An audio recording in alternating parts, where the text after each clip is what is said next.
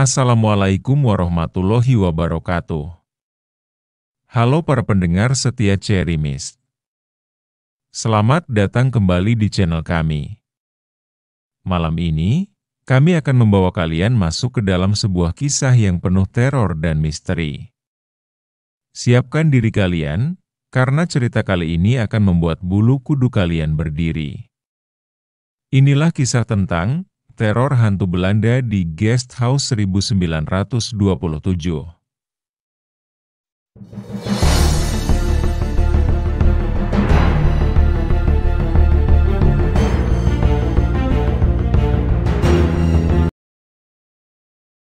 Malam itu, langit di lereng Gunung Raung sudah mulai gelap ketika keluarga Andra tiba di Guest House 1927 Jampit. Sebuah rumah tua peninggalan Belanda, dibangun pada tahun 1927, yang berarsitektur kolonial, berdiri kokoh di tengah perkebunan. Rumah itu terlihat tenang, namun menyimpan suasana yang berat. Mereka sekeluarga, Andra, istrinya, Dewi, serta dua anak mereka, Dika yang berusia 12 tahun dan Angga yang baru 7 tahun, berencana menghabiskan liburan sekolah di tempat yang jauh dari hiruk-pikuk kota. Jam menunjukkan pukul 5 sore saat mereka memasuki rumah itu.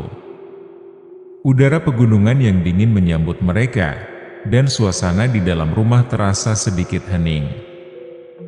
Guest house itu memiliki 4 kamar besar. Namun Andra dan Dewi hanya memilih 2 kamar yang bersebelahan, mereka di kamar depan, sementara anak-anak di kamar sebelahnya. Setelah perjalanan panjang dari Malang, mereka beristirahat sejenak. Saat malam menjelang, sekitar pukul 7, keluarga itu berkumpul di ruang makan untuk menikmati makan malam bersama. Rumah itu seakan-akan membawa mereka kembali ke masa lampau, dengan perabot kayu tua yang mengeluarkan sedikit derit saat disentuh. Suasana tetap tenang, walau ada sesuatu yang tidak bisa dijelaskan terasa menggantung di udara. Setelah makan malam, mereka memutuskan untuk berjalan-jalan di taman sekitar rumah. Anak-anak berlari-lari, tertawa ceria, sedangkan Andra dan Dewi menikmati udara malam yang segar. Namun, tiba-tiba Angga, si bungsu, berhenti bermain dan menunjuk ke arah pojok rumah. Dengan mata yang terbuka lebar, dia berkata, "Itu siapa?" Dewi mengerutkan kening dan mencoba melihat ke arah yang ditunjuk Angga, namun dia tidak melihat apa-apa. Muncul rasa gelisah di dalam hatinya, namun dia mencoba mengabaikannya. "Sudah malam, yuk kita masuk," kata Andra, melihat jam sudah menunjukkan pukul 9 malam. Mereka pun masuk ke dalam rumah dan menuju kamar masing-masing. Ketika suasana mulai hening, sekitar jam 9 lebih, Dewi tiba-tiba mendengar suara gaduh dari kamar anak-anak, seperti suara anak-anak sedang bermain. Pikirnya, Dika dan Angga masih terjaga. Ia pun berjalan ke kamar mereka dan membuka pintu. Namun, betapa terkejutnya dia saat melihat anak-anaknya sudah tertidur lelap. Tidak ada tanda-tanda mereka baru saja bermain. Dewi kembali ke kamarnya dengan perasaan yang mulai tak nyaman. Sampai sekitar jam 10 malam, Dewi tidak juga bisa tidur. Hanya suara jangkrik yang terdengar dari luar, dan Andra sudah terlelap di sampingnya. Tiba-tiba, dari ruang depan, terdengar suara kursi bergeser, disusul dengan suara langkah kaki seseorang. Dewi terkejut dan langsung membangunkan Andra, namun suaminya terlalu lelap untuk merespons. Dengan rasa penasaran yang semakin besar, Dewi memutuskan untuk keluar kamar dan mencari tahu sumber suara tersebut. Ketika dia sampai di ruang makan, jantungnya berhenti sejenak. Di hadapannya berdiri seorang wanita Belanda, mengenakan pakaian khas zaman kolonial, tampak sibuk merapikan meja makan. Jantung Dewi berdegup kencang, namun dia mencoba memberanikan diri mendekat untuk menegur. Tetapi ketika wanita itu menoleh dan memperlihatkan wajahnya, Dewi hampir pingsan. Wajah wanita itu penuh luka, darah menetes dari matanya, dan giginya yang hitam menyeringai mengerikan. Bau busuk memenuhi ruangan. Dewi menjerit dan berlari kembali ke kamarnya, mengguncang-guncang tubuh Andra untuk membangunkannya. Andra terbangun dalam keadaan bingung, melihat istrinya ketakutan dan gemetar. Dengan cepat, dia mencoba menenangkan Dewi dan memeluknya erat. Namun, saat Andra memeriksa ruang makan, tidak ada apa-apa di sana. Ruangan itu kosong. Dia kembali ke kamar dan berusaha membuat istrinya tenang hingga Dewi akhirnya tertidur. Namun, kini giliran Andra yang tidak bisa tidur. Suhu kamar tiba-tiba terasa panas dan pengap, membuatnya tidak nyaman. Dia memutuskan untuk keluar rumah, duduk di teras sambil menikmati sebatang rokok dan segelas kopi. Malam yang awalnya tenang tiba-tiba berubah ketika kabut tipis turun bersama gerimis kecil. Udara dingin kembali menyegarkan tubuhnya yang tadi merasa gerah. Namun, di balik kabut, Andra melihat seseorang muncul dari balik pepohonan. Orang itu berjalan mendekat, namun gerakannya aneh, kaku seperti robot. Pikir Andra, mungkin itu penjaga guest house yang sedang berpatroli. Namun, semakin dekat sosok itu datang, Andra merasa ada yang janggal. Orang itu mengenakan seragam tentara Belanda. Pakaian yang tidak biasa di zaman sekarang. Ketika jaraknya semakin dekat, jantung Andra seolah berhenti. Sosok itu ternyata tidak memiliki kepala. Darah segar mengucur deras dari leher yang terpenggal, mengalir membasahi seragam yang dikenakannya. Andra terdiam membatu, tubuhnya tak bisa digerakkan. Sosok itu terus berjalan mendekat, sampai akhirnya hanya berjarak beberapa meter dari tempat Andra duduk. Andra ingin berteriak, namun suaranya tercekat. Kabut semakin tebal, dan sosok tanpa kepala itu perlahan menghilang di antara kegelapan. Andra terengah-engah, keringat dingin mengalir di pelipisnya. Dengan tangan gemetar, dia bergegas masuk ke dalam rumah, menutup pintu rapat-rapat. Berharap mimpi buruk itu berakhir. Namun, malam baru saja dimulai. Andra berusaha mengendalikan dirinya, meskipun ketakutan masih menguasai pikirannya setelah melihat sosok tanpa kepala tadi.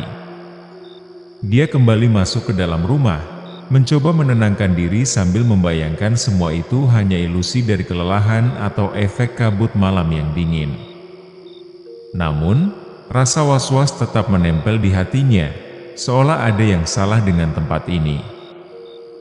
Dia duduk di ruang tamu, mencoba memejamkan mata. Namun, baru beberapa menit berlalu, suara aneh kembali terdengar dari dalam rumah. Kali ini, suara seperti sesuatu yang diseret di lantai dari arah dapur. Bulu kuduk Andra kembali berdiri. Dia segera bangkit dari kursinya dan dengan langkah hati-hati berjalan menuju sumber suara itu. Setiap langkahnya terasa berat, seperti ada yang menahan. Ketika sampai di dapur, Andra menemukan sesuatu yang membuatnya nyaris tersentak mundur. Di sana, tepat di tengah-tengah ruangan, terlihat kursi makan yang tadi tertata rapi, kini terbalik dengan posisi kaki-kakinya terangkat ke atas. Sekilas, bayangan dari lampu dapur memantulkan sesuatu di sudut mata Andra. Sosok wanita Belanda yang tadi dilihat Dewi muncul lagi, berdiri di ujung dapur. Wanita itu terlihat lebih jelas sekarang. Rambutnya panjang dan kusut, wajahnya penuh luka-luka mengerikan, darah mengalir dari matanya yang kosong. Namun yang paling menyeramkan adalah senyumannya, yang seolah menyeringai ke arah Andra. Rasa takut mencekam dada Andra. Dia mundur perlahan, namun sosok itu melangkah maju, perlahan-lahan mendekat. Bau busuk kembali memenuhi ruangan, semakin menusuk hidung. Andra ingin berteriak, namun suaranya tidak keluar. Tubuhnya terasa kaku seperti dihantam sesuatu yang berat. Tiba-tiba, terdengar suara langkah kaki berlari dari arah kamar anak-anaknya. Dika dan Angga berteriak ketakutan. Dan tanpa berpikir panjang, Andra segera berlari ke arah mereka. Saat ia membuka pintu kamar anak-anak, kedua anaknya berdiri di tengah kamar dengan wajah pucat ketakutan, menatap sudut kamar mereka. "Ayah, ada yang berdiri di sana!" Dika berteriak sambil menunjuk sudut gelap. Ketika Andra menoleh, dia melihatnya. Sosok wanita Belanda itu lagi, kini berdiri dengan tubuh membungkuk di sudut kamar anak-anak. Wajahnya menatap langsung ke arah mereka dengan tatapan kosong. Tubuhnya bergoyang-goyang perlahan seperti sedang menari di dalam kegelapan. Andra merasakan darahnya membeku. Dia meraih kedua anaknya dan membawa mereka keluar kamar, berlari ke kamar utama tempat Dewi berada. Begitu sampai di kamar, Andra menutup pintu dengan cepat dan mengunci rapat-rapat. Dewi, yang sudah terbangun sejak mendengar teriakan anak-anak, terlihat bingung dan panik. "Ada apa lagi, Mas?" ditanyanya dengan suara gemetar. "Kita harus keluar dari sini, tempat ini bukan tempat yang aman," jawab Andra, dengan napas yang tersengal-sengal. Suasana di kamar tiba-tiba menjadi lebih mencekam. Suara-suara aneh mulai terdengar lagi. Seperti suara langkah kaki berat dari lorong, diiringi dengan derit pintu yang perlahan terbuka dan tertutup. Dewi memegang tangan Andra erat-erat. Wajahnya penuh ketakutan. Mereka tidak tahu harus berbuat apa lagi. Akhirnya, Andra memutuskan untuk menghubungi petugas guest house. Dengan tangan yang gemetar, dia meraih telepon dan menghubungi nomor yang tersedia di brosur guest house tersebut. Tak lama kemudian, suara di ujung telepon menjawab. Petugas tersebut, seorang pria tua dengan nada suara yang tenang namun terdengar sedikit terganggu, mengatakan bahwa dia akan segera datang. 15 menit kemudian, petugas itu tiba. Tubuhnya kurus dan raut wajahnya serius saat memasuki rumah. Andra dengan tergesa-gesa menceritakan semua yang terjadi, dari penampakan wanita Belanda hingga sosok tanpa kepala yang ia lihat di luar. Pria tua itu mendengarkan dengan tenang, namun tidak tampak terkejut sama sekali. Setelah Andra selesai bercerita, petugas itu menghela napas panjang dan berkata, "Ini bukan pertama kali terjadi, Pak. Guest house ini memang punya sejarah kelam." Andra dan Dewi saling bertukar pandang, merasa bulu kuduk mereka berdiri. "Lalu, apa yang harus kami lakukan?" tanya Dewi dengan suara bergetar. "Untuk sekarang, saya sarankan kalian pindah tidur ke lantai atas," jawab pria itu. "Tempat ini lebih aman di atas. Lantai bawah sudah terlalu lama tidak didiami, dan penghuni lamanya mereka tidak suka diganggu." Dewi menggigit bibirnya, mencoba menahan rasa takut yang semakin kuat. "Penghuni lama?" bisiknya, hampir tidak terdengar. Petugas itu mengangguk perlahan, "Saya akan membantu kalian pindah ke lantai atas. Dan semoga malam ini berlalu dengan tenang." Setelah mendengar penjelasan petugas guest house, Andra dan Dewi tidak punya pilihan lain. Mereka merasa terdesak oleh situasi, terlebih lagi setelah anak-anak mereka juga melihat hal-hal aneh. Suasana semakin mencekam, dan lantai bawah rumah itu seolah menyimpan lebih banyak kengerian yang siap menghantui setiap sudutnya. Petugas guest house, dengan gerakan tenang namun tergesa, membawa mereka menuju tangga yang berderit menuju lantai atas. Lantai atas guest house itu sederhana. Tidak ada banyak perabotan, hanya ruangan terbuka dengan jendela-jendela besar yang menghadap ke taman. Suara angin yang berembus melalui celah-celah jendela menciptakan atmosfer yang sedikit lebih nyaman, meskipun hawa misterius masih menyelimuti rumah itu. Petugas itu kemudian membantu menggelar beberapa karpet tipis di lantai kayu yang dingin, menyediakan tempat bagi mereka untuk tidur bersama. "Ini tempat paling aman untuk malam ini," ujar petugas itu dengan nada rendah, matanya tidak lepas dari jendela yang gelap gulita di luar. "Mereka biasanya tidak mengganggu di sini." Andra dan Dewi saling menatap dengan perasaan campur aduk. Anak-anak mereka terlihat sudah sangat lelah, namun masih terlihat ketakutan. Dengan bantuan petugas, mereka menyiapkan tempat tidur darurat di lantai. Petugas itu memastikan semuanya siap sebelum pergi. Sebelum meninggalkan mereka, ia berpesan, "Jangan keluar dari ruangan ini sampai pagi.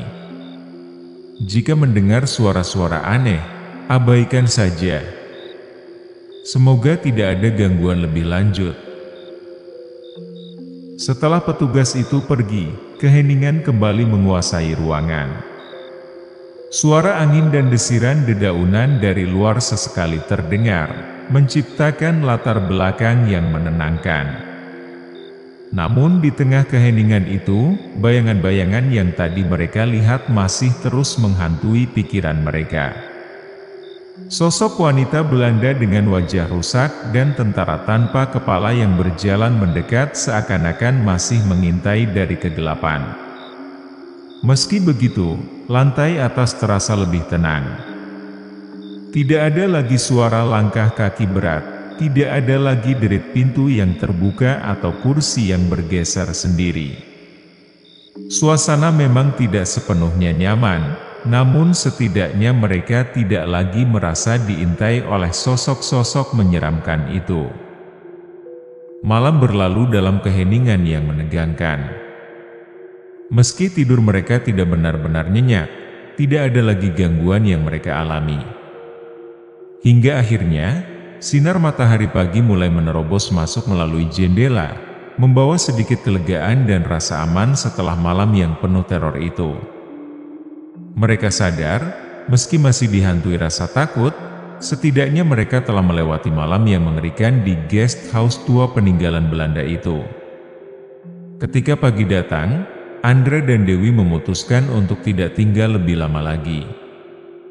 Meskipun mereka selamat dari kengerian malam itu, mereka tahu tempat itu bukanlah tempat yang aman untuk mereka dan anak-anak. Setelah berkemas dengan cepat, mereka meninggalkan guest house tersebut, membawa serta kenangan buruk yang tak akan pernah mereka lupakan. Terima kasih telah mendengarkan cerita Teror Hantu Belanda di Guest House 1927 bersama Cherry Mist. Kami harap kisah ini membawa pengalaman mendebarkan bagi kalian. Ingatlah, di setiap kesendirian malam yang sunyi, selalu ada sesuatu yang tak terduga menunggu. Tetap waspada dan jangan lupa untuk terus mendengarkan Cherry Mist untuk cerita-cerita horor lainnya.